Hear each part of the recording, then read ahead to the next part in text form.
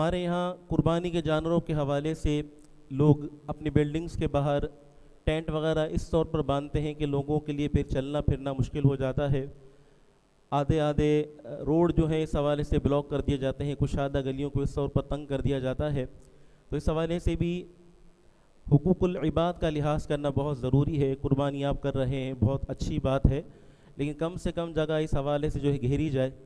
لوگ بلا ضرورت آدھی گلیاں جو ہیں اس طور پر بلاک کر دیتے ہیں کہ آنے جانے والوں کو بہت زیادہ پریشانی کا سامنا کرنا پڑتا ہے.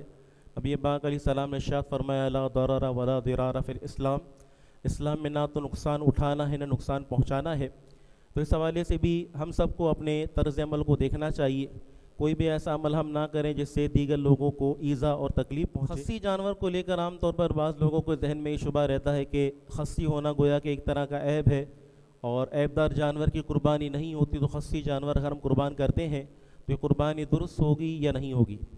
تو اس حوالے سے یہ بات ذہن میں رکھنی چاہیے کہ عیب کی تعریف علماء نے یہ بیان کی ہے کہ عیب وہ ہوتا ہے جس کی وجہ سے تاجر کی نظر میں شے کی قیمت کم ہو جائے.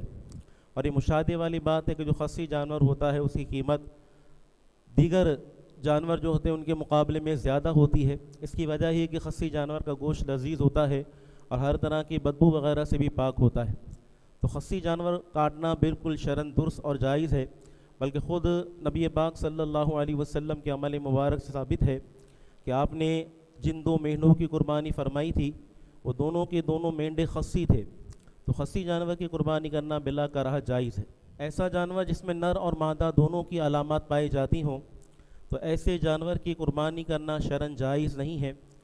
ایسے جانور کو اگر قربان کیا جائے گا تو قربانی درست نہیں ہوگی.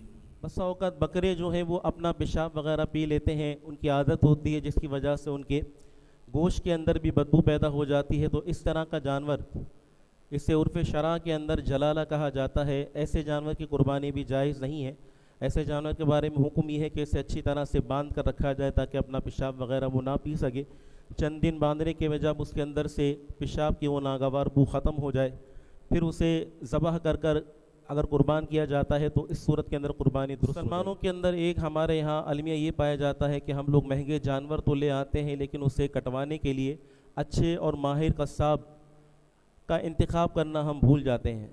یہاں پر ہمیں بچت کرنے کی سوچتی ہے اور ہم اناڑی قصائیوں سے رابطہ کر لیتے ہیں, جس کے نتیجے میں جانور کو بھی بیجا اذیت و تکلیف کا سامنا بھی کرنا پڑتا ہے. وہ اس بات کی اہلیت نہیں رکھتا کہ صحیح طور پر شرعی تقاضوں کے مطابق جانور کو ذبح کر سکے.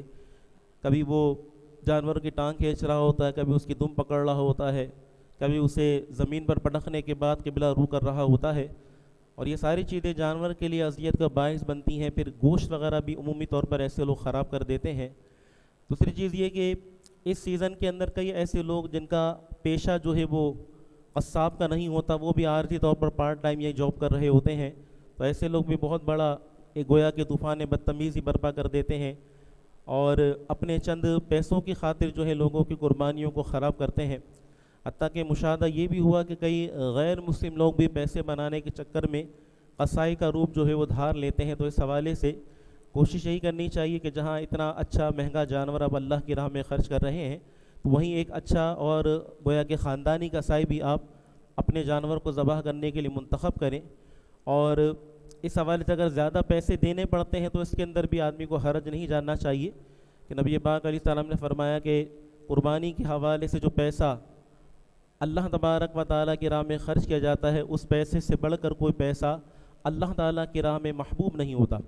تو یہ پیسہ جو ہم قربانی کے بعد میں خرچ کر رہے ہیں, ذبح کے حوالے سے خرچ کر رہے ہیں, ان پیسوں پر بھی اللہ تبارک و تعالیٰ ہمیں ثواب عطا فرماتا ہے.